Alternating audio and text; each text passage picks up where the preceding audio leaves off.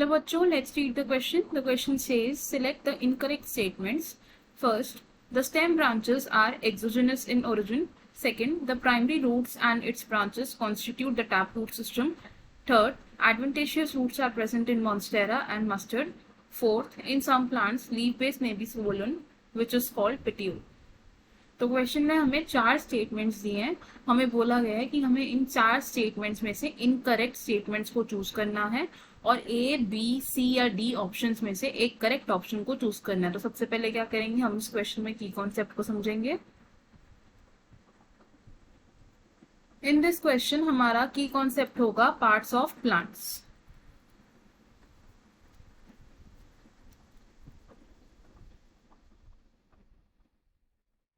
तो एक प्लांट के डिफरेंट डिफरेंट पार्ट्स होते हैं.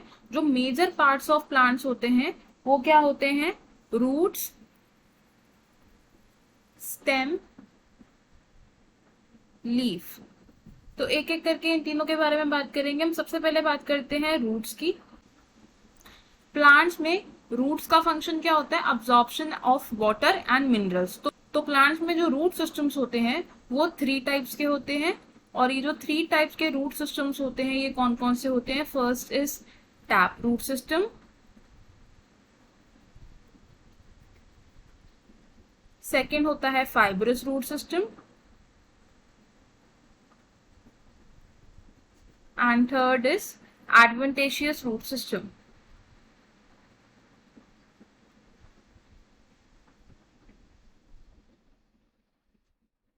तो जो फर्स्ट रूट सिस्टम है यानी कि जो टैप रूट सिस्टम है इसमें क्या होता है, एक प्राइमरी रूट होती है और उसकी ब्रांचेस अराइज हो रही होती हैं उसमें से. तो हम क्या लिख सकते हैं, इट इज डेवलप्ड फ्रॉम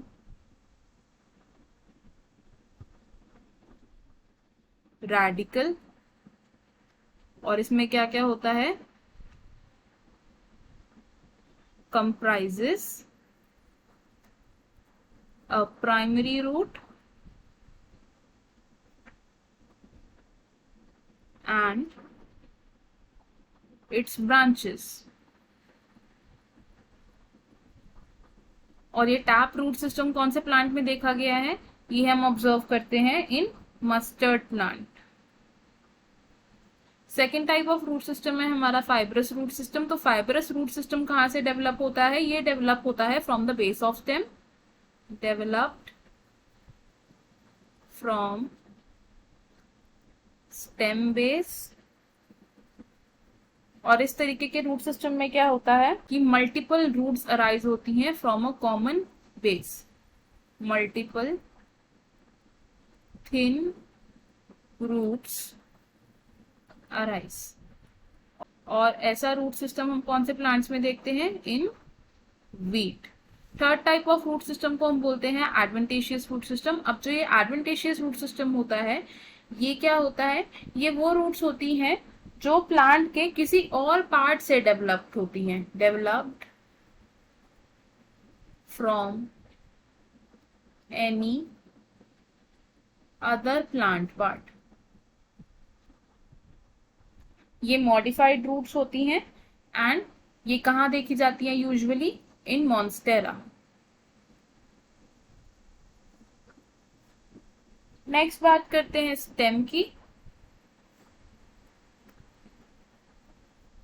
तो स्टेम क्या होता है, क्या है ये, ascending part of plant axis. अब स्टेम से क्या होता है, कुछ ब्रांचेस भी अराइज होती हैं. अब ये जो ब्रांचेस अराइज हो रही हैं स्टेम से, इनको कौन डेवलप कर रहा है, एक्सिलरी बड. तो these are developed by axillary bud. और क्योंकि ये लेटरल ब्रांचेस क्या है, एक्सिलरी बड से डेवलप्ड हो रही हैं, तो हम इसे क्या कह सकते हैं कि ये जो लेटरल ब्रांचेस हैं ये क्या है, एक्सोजिनस है. नेक्स्ट हम बात करेंगे लीफ की. लीफ क्या होता है, लीफ प्लांट का वो पार्ट है जिसमें क्या होता है, मेजरली फोटोसिंथेसिस होती है। लीफ के स्ट्रक्चर में देयर आर 3 मेजर पार्ट्स। कौन कौन से होते हैं ये है लीफ बेस, पेटियोल और लैमिना। कहाँ प्रेजेंट होते हैं तीनों स्ट्रक्चर्स? अगर ये एक लीफ का स्ट्रक्चर है तो जिस पॉइंट से लीफ अराइज हो रही है उस पॉइंट को हम क्या कहते हैं, लीफ बेस। जो फ्लैटेंड स्ट्रक्चर होता है उसे हम कहते हैं लैमिना, और जो इन दोनों को कनेक्ट करता है दैट इज पेटियोल। अब कभी कभी क्या होता है कि जो लीफ बेस है वो स्वेल हो जाता है। क्या हो जाता है, यहाँ पे एक स्वोलन स्ट्रक्चर फॉर्म हो जाता है, और जब लीफ बेस स्वेल हो जाता है तो इसे हम क्या कहते हैं, पल्वाइनस। तो अब जो हमें गिवन ऑप्शन से उनके अकॉर्डिंगली कौन कौन सी स्टेटमेंट हमारी करेक्ट है। फर्स्ट स्टेटमेंट यानी कि the stem branches are exogenous in origin, ये स्टेटमेंट हमारी करेक्ट है। Second statement, the primary roots and its branches constitute the tap root system, ये स्टेटमेंट भी हमारी करेक्ट है। Third statement, adventitious roots are present in monstera and mustard, ये statement wrong है क्योंकि एडवेंटेशियस रूट्स मॉन्स्टेरा में present होती है लेकिन मस्टर्ड में प्रेजेंट नहीं होती है। एंड फोर्थ स्टेटमेंट सेज कि in some plant leaf base में be swollen which is called petiole, तो ये स्टेटमेंट भी हमारी रॉन्ग है क्योंकि स्वोलन लीफ बेस को हम पल्वाइनस कहते हैं। तो हमारा फाइनल आंसर क्या होगा इसमें कि जो दो इनकरेक्ट स्टेटमेंट्स हैं वो कौन सी है, ऑप्शन सी यानी कि थर्ड एंड फोर्थ। तो हम इसे क्या लिखेंगे, ऑप्शन सी इज करेक्ट। अब देख लेंगे कि बाकी ऑप्शंस क्यों इनकरेक्ट है। ऑप्शन 1 से फर्स्ट एंड सेकंड, तो फर्स्ट एंड सेकंड दोनों ही स्टेटमेंट्स करेक्ट है, तो इसलिए ये ऑप्शन हमारा क्या हो जाएगा, रॉन्ग हो जाएगा। ऑप्शन 2 से सेकंड एंड फोर्थ, तो सेकंड स्टेटमेंट करेक्ट है लेकिन फोर्थ स्टेटमेंट इनकरेक्ट है, तो इसलिए ये ऑप्शन भी हमारा रॉन्ग हो जाएगा। ऑप्शन डी से फर्स्ट एंड थर्ड, तो थर्ड स्टेटमेंट इनकरेक्ट है लेकिन जो फर्स्ट स्टेटमेंट है वो करेक्ट है, इसलिए ये ऑप्शन को भी हम रॉन्ग कंसिडर करेंगे। तो हमारा करेक्ट और फाइनल आंसर क्या होगा, option C. I hope you understood it well. All the best, thank you.